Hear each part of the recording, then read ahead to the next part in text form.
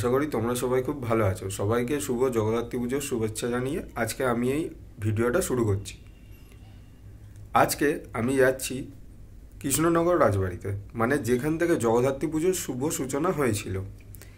এইবার এই ভিডিওর মধ্যে দিয়ে কৃষ্ণনগরে কিভাবে জগদ্ধাত্রী পুজোর সূচনা হয়েছিল সেই ইতিহাসটা তোমাদের সামনে তুলে ধরবো। তাহলে বেশি কথা না বাড়িয়ে ভিডিওটা শুরু করছি। তোমরা দেখছো ভিশন ক্যালকাটা ইউটিউব চ্যানেল, আমি শুভঙ্কর। আমার চ্যানেলের নতুন ভিডিওতে তোমাদের সবাইকে স্বাগত জানাই। শিয়ালদা থেকে কৃষ্ণনগর লোকাল ধরে কৃষ্ণনগর সিটি জংশনে চলে এসেছি। এইবার ওই কৃষ্ণনগর সিটি জংশন থেকে পায়ে হেঁটে 20 মিনিট লাগে এই রাজবাড়ি আসতে। পায়ে হেঁটেই আমি চলে এসেছি, না হলে টোটোতে করে 20 টাকা লাগে। এখানে এসে দেখলাম একটা মেলা বসেছে রাজবাড়ি সংলগ্ন মাঠে। এই যে এখানে দেখতে পাচ্ছেন কিছু খাবারের দোকান, কিছু না অনেকগুলো খাবারের দোকান বসেছে, ছোট বড়। আর পেছন দিকে ওইটা হচ্ছে রাজবাড়ি ফটক, মানে রাজবাড়ির গেট। এরকম অনেক গেট রয়েছে এই রাজবাড়িতে। এইখানে এই মাঠটার মধ্যে ছোট বড় অনেক খাবারের দোকান বসেছে, আরও বিভিন্ন সরঞ্জামের দোকান বসছে, যেটা দেখতে পেলাম। ওই এগ রোলের দোকান থেকে বেরিয়ে একটা রাস্তা পড়ছে, মানে মেন রোডের ওপর যেই দরজাটা ছিল পিচের রাস্তার ওপর, তার ঠিক পাশ থেকে এরকম একটা রাস্তা চলে যাচ্ছে। এই যে এইখানটায় মেলা বসেছে, এইখানটাও মেলা বসেছে। এই যে নাগরদোল্লা দেখতে পাচ্ছেন, আরও বিভিন্ন দোকান রয়েছে। এইখানটায় বিভিন্ন টোটো রয়েছে, এগুলো স্টেশন থেকে ছাড়ে। এইগুলো ভাড়া হচ্ছে 20 টাকা। এই যে এই গেটটার কথাই আমি বললাম, এই গেটের পাশ থেকে আর একটা রাস্তা চলে যাচ্ছে, মানে আমি কিছুটা গিয়ে ডান দিকে গেলেই রাজবাড়িটা পেয়ে যাবো। আর এখানে বেশ কিছু দোকান বসেছে, খাবারের দোকান দু সাইডে, বিভিন্ন ধরনের খাবারের দোকানই এখানে দেখতে পাচ্ছি। অন্য কিছু দোকান এখনো বসেনি, যেগুলো বসছে। এখানে ধীরে ধীরে ভিড়ও বাড়ছিল দেখতে পেলাম। এইখানে এসে আমি একটা জিনিস দেখতে পেলাম, যেটা আমি খবরেও শুনেছি, যে রাজবাড়ির যে মূল ফটকটা রয়েছে তার সামনে বিশাল বড় মাঠ রয়েছে। মাঠের সামনে একটা গেট বসানো রয়েছে। এই যে এইটা হচ্ছে মূল ফটক। আমি গেটের বাইরের থেকে এই ছবিটা তুলেছি। গতবার এসে এই বড় গেটটার কাছে যেতে পেরেছিলাম, কিন্তু এখন ওই সামনের গেটটায় তালা দেওয়া বলে আর ঢুকতে পারছি না। এই যে গাছটা দেখা যাচ্ছে, এই গাছটা নাকি রাজা কৃষ্ণচন্দ্রের আমলের গাছ। এইখানটায় একবার ভিড়টা দেখুন। এই খানিকটা গিয়ে বাঁদিকে গেলেই ওই গেটটা দিয়ে ঢুকলেই মানে নাট মন্দিরটা পেয়ে যাবো, যেখানটা পুজোটা হচ্ছে। খুব ভিড় হয়ে গেছে, কারণ দু সাইডে বিভিন্ন স্কুটার বাইক রাখার জন্য কেউ ঠিকভাবে যেতে পারছে না, তাই এই সামনেটাই ভিড়টা হয়েছে। সবাই সবার ঘাড়ের ওপর পড়ে যাচ্ছিল, এমন অবস্থা হয়েছে। দেখুন ভিড়টা একবার, কি ভিড় এইটুকুনি জায়গায়। রাজবাড়ির গেটটার সামনে কিন্তু ভিড় নেই। এই গেটটা দিয়ে প্রবেশ করলাম। এই যে আপনাদের একবার দেখিয়ে দিই কোন দিক দিয়ে কিভাবে এসেছি। এই গেটটা দিয়ে প্রবেশ করেছি। এই যে ডান দিকের যেই রাস্তাটা, ওই রাস্তা দিয়ে এসে এই গেটটা দিয়ে রাজবাড়ির ভেতর প্রবেশ করলাম। এই যে এইখানটায় নাট মন্দিরটা রয়েছে, মানে যেখানটায় পুজো হচ্ছে, এই ঠাকুর দালান যেটা বলা হয়, ওইখানটায় রয়েছে। আপনাদের সবই দেখাবো ঘুরিয়ে। এখানে বেশ ভিড় রয়েছে, যেটা দেখতে পেলাম। রাজবাড়ির যেই ঠাকুর দালানটা রয়েছে, ঠাকুর দালানে যাবার আগে ডান দিক আর বাঁ দিকে দেখতে পেলাম এরকম বিভিন্ন ধরনের গাছ রয়েছে, ফুল গাছ বা বাহারি গাছ। এখানে চাষ করা হয়। এই যে আমার ডান দিক বাঁ দিকে প্রচুর গাছ রয়েছে, দেখে আমার জাস্ট অসাধারণ লাগলো। এই যে এইখানটায় দেখুন, এই নার্সারি করা হয়েছে, ছোট ছোট টবে চারা গাছ রাখা রয়েছে। এই যে দেখুন এই জায়গাটা, আপনাদের একবার ভালো করে দেখাই। খানিকটা এগিয়ে এসে ডান দিকে যেই রাস্তাটা চলে যাচ্ছে, ওই দিক দিয়ে গেলেই আমি ঠাকুর দালানের কাছে পৌঁছে যেতে পারবো, মানে যেখানটায় জগদ্ধাত্রী পুজোটা হচ্ছে ঠিক সেইখানটায় আমি পৌঁছে যাব। এই যে একে একে সবাই যাচ্ছে, আমিও ধীরে ধীরে তাদের সাথেই যাচ্ছি বলাই যায়। এই যে সবাই যাচ্ছে ভেতর দিকে। আমরা যখন যাচ্ছিলাম তখন নবমীর অঞ্জলি হচ্ছিল।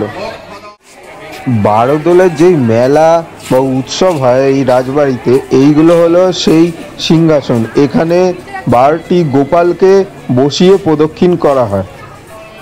রাজবাড়ির ভেতরে প্রবেশ করার পর দেখতে পেলাম রাজবাড়ির দেয়ালের গায়ে কারুকার্যগুলো এখনো আগের মতোই রয়েছে, যেটা দেখতে জাস্ট অনবদ্য লাগছে, এখনো নষ্ট হয়নি। আর এগুলো খুব সুন্দরভাবে রয়েছে, একটাও ক্ষয় হয়ে যায়নি।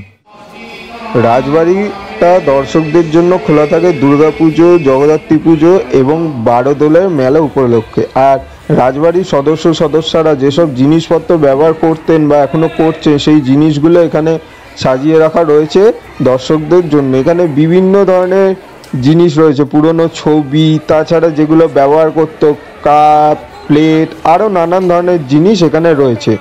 ওখানে গিয়ে আপনারা সবই দেখতে পাবেন। এই যেখানে বিভিন্ন ধরনের পরিবারের সদস্যদের ছবি রয়েছে ব্ল্যাক অ্যান্ড হোয়াইটে, এই যে, আর এখানে তারা যেই কাপ কেটলি ব্যবহার করতো সেইগুলো এখানে রয়েছে। আর এইখানে দেখতে পাচ্ছেন ছোট ছোট অনেক সিন্দুক রয়েছে, ছোট বড় মাঝারি টাইপের অনেক সিন্দুক রয়েছে যেগুলো রাজ পরিবারের সদস্যরা ব্যবহার করতেন। সেই সিন্দুকগুলোকেও এখানে রাখা রয়েছে। এখানে প্রচুর সিন্দুক রয়েছে, ছোট বড় মাঝারি। এইবার ইতিহাসের পাতায় ফেরা যাক। একদা তৎকালীন সময় সিরাজউদ্দৌলা নানা আলীবর্দী ছিলেন বাংলা, বিহার, উড়িষ্যার নবাব। তখন তিনি একদিন নদিয়ার রাজা কৃষ্ণচন্দ্রকে ডেকে তার কাছে 12 লক্ষ টাকার নজরানা দাবি করেন, কিন্তু মহারাজা কৃষ্ণচন্দ্র তা দিতে অস্বীকার করেছিলেন।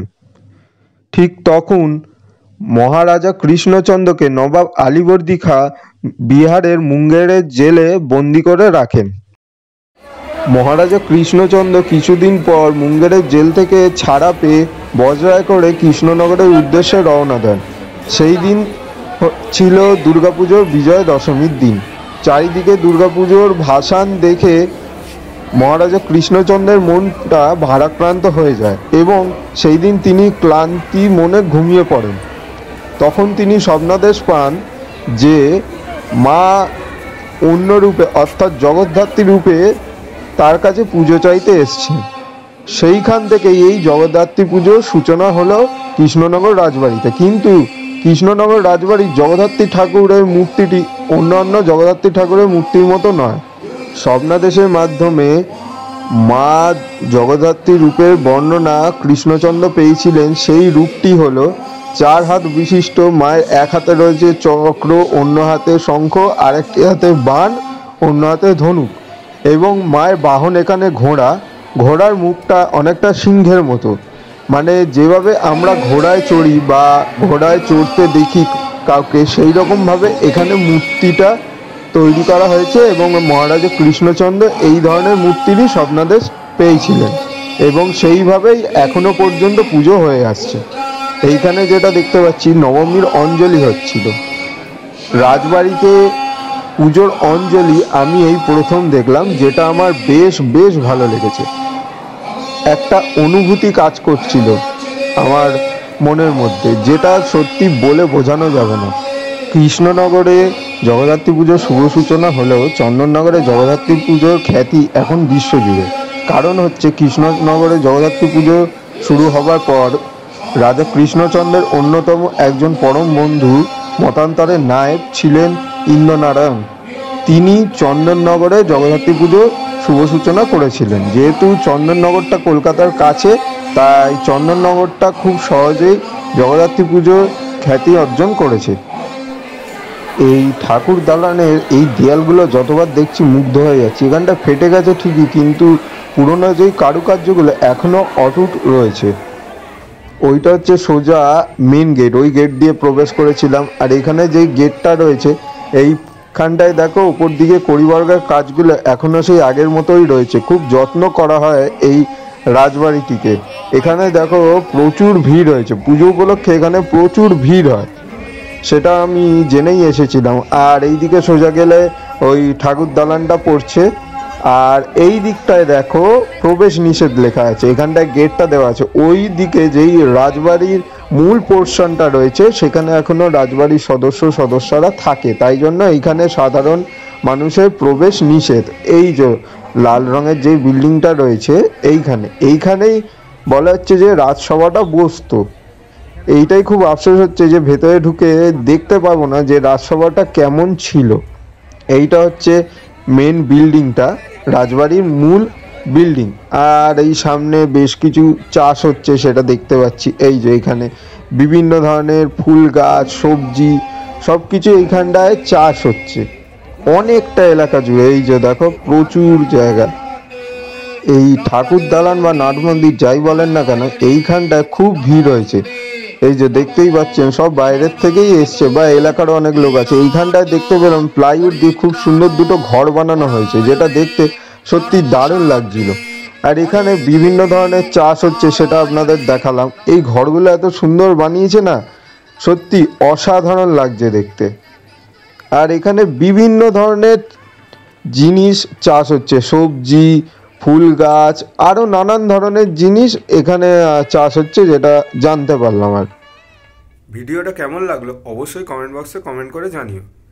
যারা এখনও আমাদের চ্যানেলটা সাবস্ক্রাইব করনি তারা অবশ্যই চ্যানেলটাকে সাবস্ক্রাইব করে বেল আইকনটা প্রেস করে দিও, তাহলে পরবর্তী ভিডিওর নোটিফিকেশান তোমাদের কাছে পৌঁছে যাবে।